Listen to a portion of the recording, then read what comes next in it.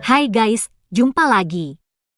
Kali ini kita membahas hal yang berkaitan dengan konsep Melayu Malaysia. Konsep Melayu versi Malaysia ini amat menyesatkan karena semua suku disebut Melayu asalkan beragama Islam. Bahkan karena sikap yang mengagung-agungkan Melayu tersebut, semua yang ada di Nusantara dianggap sebagai budaya atau peradaban Melayu. Dan celakanya paradigma yang menyesatkan ini dianut oleh para profesor dan doktor Malaysia, sehingga mereka selalu memandang segala hal dari sudut kemelayuan. Melayu Malaysia sama sekali tidak menghargai budaya suku-suku di Nusantara yang amat beragam. Kapal pinisi misalnya, jelas merupakan budaya suku Bugis. Jung Jawa jelaslah merupakan budaya maritim suku Jawa. Dan hampir semua suku di Nusantara memiliki budaya yang khas. Nah, profesor dan doktor Melayu Malaysia cenderung mengaburkan semua itu. Semuanya disebut Melayu, hanya agar Melayu Malaysia tampak paling hebat di alam semesta. Sikap membesar-besarkan Melayu itu pula yang dilakukan oleh dua doktor dari Universitas Putra Malaysia, yakni Rosita C. Rodi dan Hashim Musa. Keduanya menulis artikel berjudul The Jongs and the Gallis, Traditional Ships of the Past Malay Maritime Civilization. Artikel ini dimuat dalam International Journal of Academic Research in Business and Social Sciences, Jilid 13, Isu 11, tahun 2023. Sesuai judulnya, yakni Peradaban Maritim Melayu di Zaman Dulu, kedua doktor Malaysia menyebut Jong Melayu, dan bukannya Jung Jawa dalam artikelnya. Pertanyaannya tentu saja, suku Melayu yang mana yang punya jung besar di masa lalu? Sebab semua orang tahu, yang biasa menggunakan jung besar di zaman dulu adalah orang Jawa. Itulah sikap Malaysia yang selalu ingin memelayukan segalanya. Tapi kali ini Malaysia kena batunya. Sejarawan Prancis Suri Jardin mengkritik keras artikel tersebut karena masalah foto. Terlihat sepele, tapi hal ini memang amat mendasar. Bagi Jardin, artikel itu amat memalukan.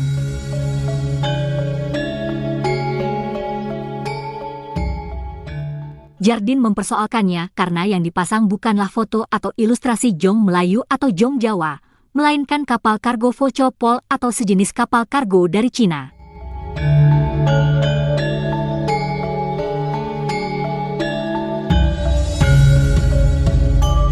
Nah, pihak Universitas Putra Malaysia atau UPM kemudian berusaha menjelaskan bahwa perbedaan pendapat dalam dunia akademik hal yang biasa. Menurut UPM, artikel itu juga telah ditelaah oleh ahli yang lain. Tapi Jardin kemudian menanggapi balik bahwa penjelasan dari pihak universitas itu semacam lawakan atau lelucon. Ia mengatakan, bagaimana seorang pakar tidak bisa membedakan antara Jong Melayu atau Jung Jawa itu dengan kapal kargo Cina? Hal lain yang juga dikritik oleh Jardin adalah mengenai kapal jenis gali yang disebutkan dalam artikel tersebut digunakan oleh Kesultanan Melaka. Karena itulah kapal mendamberahi seperti dalam dongeng Hang Tuah, digambarkan pula mirip kapal gali. Masalahnya menurut Jardin, penggunaan kapal gali itu di Nusantara baru terjadi setelah Portugis datang. Jadi, model kapal ini terpengaruh oleh Eropa. Dengan kata lain, Jardin menyimpulkan bahwa Kesultanan Melaka tidak mungkin menggunakan kapal model gali karena beda zaman. Begitulah jadinya bila para profesor dan doktor Malaysia terlalu terobsesi mengenai kemelayuan. Sejarah yang berkaitan dengan Melayu cenderung dibesar-besarkan. Bahkan hikayat Hang Tuah yang hanya fiktif dianggap sebagai sejarah. Hikayat Hang Tuah jelas sekali merupakan dongeng atau hikayat yang berlatar belakang sejarah, dan tentu saja bukan sejarah. Karena itu, kaum Melayu Malaysia tentu akan pening memikirkan bentuk kapal mendamberahi yang katanya digunakan oleh Kesultanan Melaka.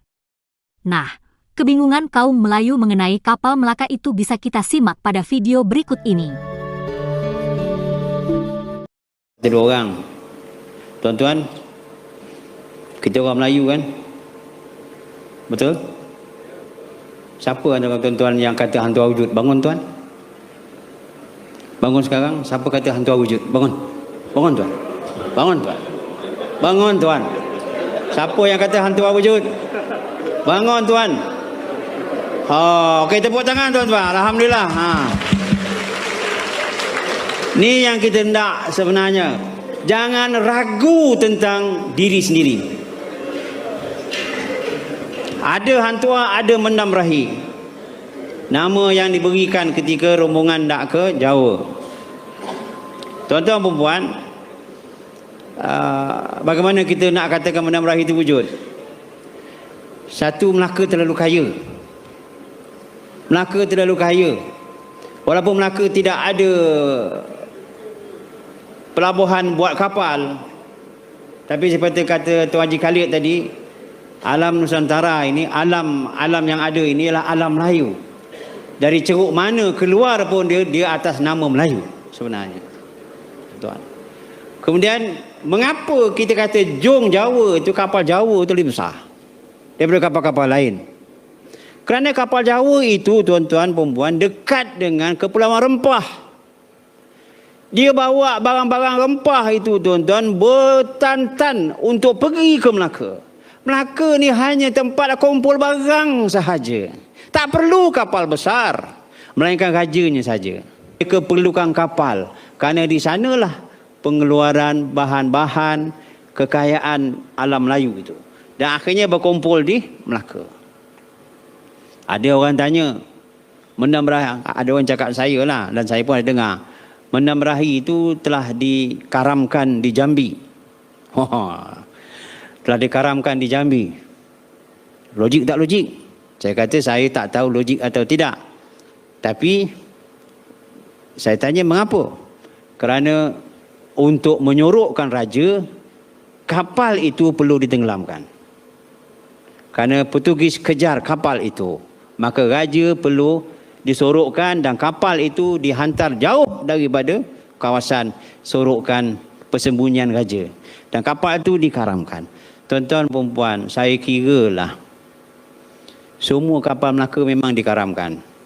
Bukan orang Portugis, tapi orang Melayu sendiri karamkan. Kenapa? Kerana tidak mahu menjejak raja dan orang Melayu di Kepulauan Melayu. Biarlah kaum Melayu bingung mencari hang tuah dan kapal mendam berahi. Selanjutnya marilah kita simak kisah kapal Jung Jawa yang diklaim sebagai kapal Melayu atau Jong Melayu. Penakluk lautan dari Jawa bernama Jung. Jung atau lebih dikenal dengan Jong adalah kapal khas buatan Jawa yang namanya sudah dikenal sejak abad ke-9 Masehi. Awalnya Jung mengangkut penumpang dan komoditas dagang. Namun tahu sendirilah, orang Jawa kuno super kreatif. Kerajaan-kerajaan seperti Majapahit dan Demak mengubah Jung menjadi mesin perang di lautan. Saat menyerbu Singapura, Majapahit meluncurkan 300 Jung beserta 200.000 prajurit. Dari situ kita tahu, sebuah kapal Jung Majapahit berdaya tampung 666 orang. Ini cukup konsisten dengan catatan Ordorik yang menyebut Jung sebagai Sun Jung dan menaksir kapasitasnya sekitar 700 orang. Nah, Majapahit boleh saja berlalu dari panggung sejarah, namun supremasi Jung masih berlangsung. Menurut kesaksian pelaut Portugis, pada awal tahun 1500-an, perairan Asia Tenggara didominasi Jung-Jung Jawa yang menguasai jalur rempah-rempah yang vital. Pada masa ini, Jung sebagai kapal besar disebut juga Jong Kapal atau Jong Tutup. Dalam catatan Bujangga Manik, kitab Sunda yang ditulis sekitar awal abad ke-16, dikisahkan Bujangga Manik menumpang Jung sepanjang 25 depa dan selebar 8 depa dari Bali ke Blambangan. Berhubung satu depa kira-kira setara 1,8 meter, Jung versi Bujangga Manik kurang lebih berukuran 45 kali 14,4 meter.